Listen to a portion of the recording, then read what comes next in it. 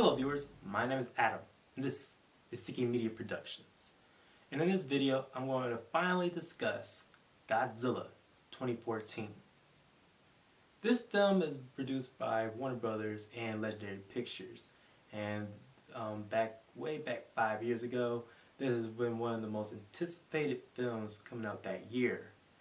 And it's probably a good thing to say that this was a very surprise of anticipation, given the fact that the previous outing from America of using the Godzilla property didn't really do so well. In fact, it's been a long time coming since America was able to get something of the Godzilla property and do it with respect, since the last one back in 1998 clearly had a lot of shortcomings. But luckily enough, from a lot of the signs that showed that this was going to be a movie that paid good tribute to the original Toho creation. But clearly enough, fast forward, clearly we're about to see the sequel to this film, which is Godzilla King of the Monsters. But what about the film in question? Well, I would say, in general, Godzilla 2014 is like a periodically pulsing flat line. And let's dive in. The story.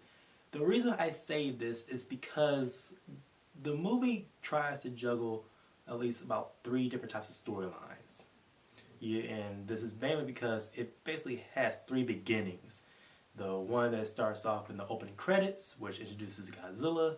The one that starts off in the Philippines, that leads into the Bryan Cranston's character back in 1999, and then you have the present day scenario, which is played by Aaron Taylor Johnson's and his story. Like, you see that these 3 thing stories, like, they struggle to see which should take priority, and it's very frustrating when it's pretty obvious which type of storyline you should be focusing on, given the fact that the title of the character is basically the name of the movie.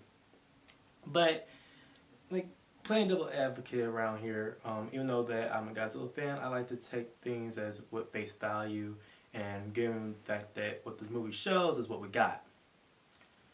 But even though that it's like trying to struggle with 3 lines, I feel as though that this film really could have done better balancing that act. I feel as though that the main problem with Godzilla 2014 is focus and prioritizing. And it shows that by the movie's end, like, it's still, even though it's giving what people really wanted in the first place, there's still some obscurities that prevents this from being basically the great movie that it could have been. For characters, I would say that the characters, unfortunately enough, don't really live up to the hype as much as they should have been. Like, you have Bryan Cranston, which starts off storyline 2, which he's the one who helped introduce the antagonists into the feature, but as we most know, he's not in the film as very long. And what that movie pretty much lost with this character leaving so early is a great emotional hook that showed very much promise. Ken Watanabe's character, who is Dr. Serizawa, who is basically had his name inspired by the name known doctor from the 1954 film, is mainly takes more character inspiration from Dr. Yamane from the 1954 film. But his sideline to being more of an exposition character than anything else. And unfortunately enough, his side character, who was played by Sally Hawkins, is also dumped into expositionary character as well. But for the most part, we do focus on Aaron Taylor Johnson. As much as this actor credit is due, he in this film in particular, he's not as charismatic nor has the driving force that such a leading man material should be in a big blockbuster movie as in this, especially if you're going have the heavyweights of such known credible actors like Bryan Cranston and Ken Watanabe. I feel as though he was miscast in this part, as well as his supporting actor Elizabeth Olsen, who plays his wife. She's basically a throwaway character in of his own right. Godzilla in of itself, like the sparingly use of using him, probably basically on budgetary constraints, probably hampers this film very much so. Like, they try to portray Godzilla as a force of nature, but you can't really show much of a force of nature if his presence is not really fully felt.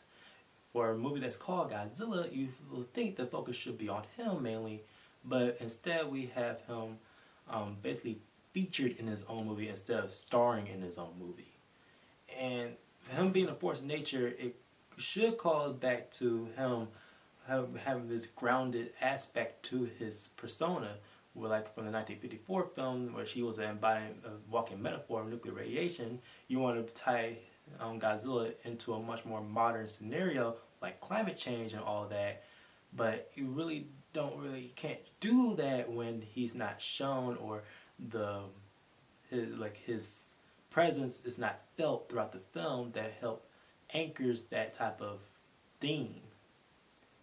And the Mutos themselves, well, their story is basically recycled material from other creature features of the same kind. What this film do succeed in, for the most part, is in its production. This has some really groundbreaking visual effects that still hold up till from 5 years later. In fact, the designs of Godzilla is basically a nice, good rendition of a realistic take on a 355-foot tall creature. I want to give credit to T.J. Storm, who helped portray Godzilla motion capture wise, because he does a good job of embodying the suitmation or tokusatsu style that helped make Godzilla a believable character. The Mutos, though like slick in design, they are a recycled rehash of other creature features that are made from America. As an antagonistic figure, they don't hold true to some of Toho's much more prominent outings. But the visual effects overall still holds up, mainly because of this has a nice good blend of practical effects and set design that help make it grounding of this nice good present day scenario. Some two highlights that's visual effects known are the atomic breath that Godzilla showcases, though at the very end is a nice good tribute and a good thing that they show that solidifies that yes, this is a recognizable Godzilla from Toho. Another one I'd like to highlight is the halo jump. This is a very influential scene that I'm pretty sure plenty of filmmakers will depict and probably pay homage to, since it really showcased the atmosphere and the urgency of the situation at hand. The tone of the film overall helps with the cinematography. It helps with the very serious and gritty look, especially with the use of reds and dark vignettes that help shroud the film in this very dark but yet a realistic atmosphere. The sound design is also something worth noting, as I feel as though Godzilla and the Mutos help bring out the reality of it based on their roars, their movements, and also the how they interact with the environment makes the whole film feel much more realized.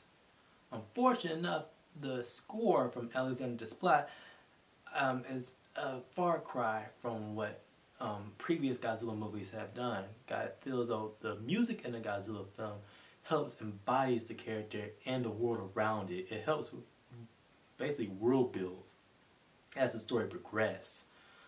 Sure enough, the score do pay homage to the Japanese origins with the use of drums and the flutes, but the thing is that's not enough. You need something that helps embodies the basic character of Godzilla. And what we do have is still sound like a generic giant monster film. Well, so with all that said, I will say Godzilla is still an okay movie. It clearly showed promise near the end, that something more can come of it with so much improvement. But the struggles with the three storylines that never really come together as fully as they should. And the lack of prioritizing of this title star is a hindering of the whole project. Though there's still a good, decent production design help hold this film together. So I like for you to like, share, subscribe, and stay tuned for other videos of this nature as we continue the celebration of Godzilla's 65th anniversary. We will be reviewing Godzilla King of the Monsters when it arrives around that week. And until then, my name is Adam, and this has been a Seeking Media Productions. Thank you for watching.